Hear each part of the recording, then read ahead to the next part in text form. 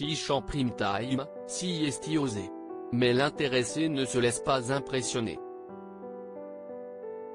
Si est une opportunité exceptionnelle pour moi.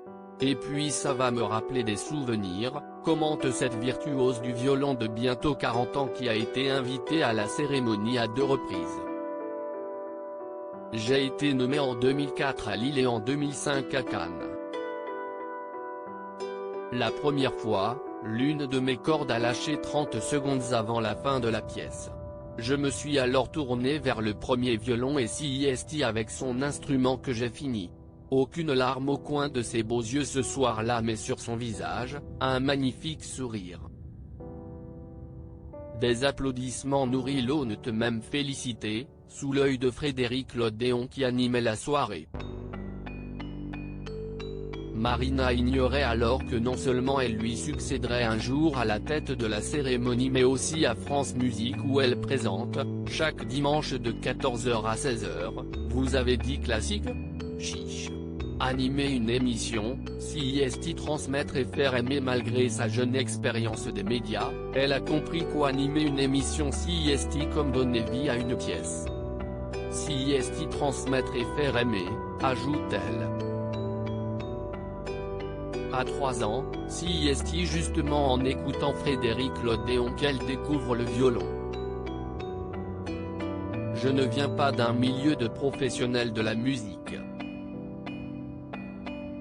Si est pour ça qu'il me tient à cœur de transmettre mes connaissances pour faire découvrir la musique classique.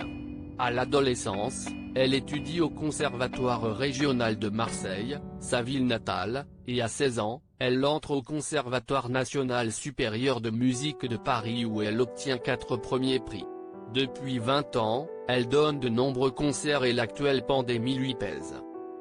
Son prochain spectacle, prévu le 20 mars à la Philharmonie de Paris, un hommage à la violoniste Ginette Neveu, disparue dans le crash de l'avion où se trouvait aussi Marcel Cerdan en 1949, pourrait être reporté.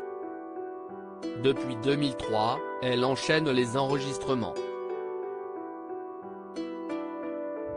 Sur son dernier opus, Post-Scriptum, Nomad Music, elle a réuni 18 petites pièces pour violon.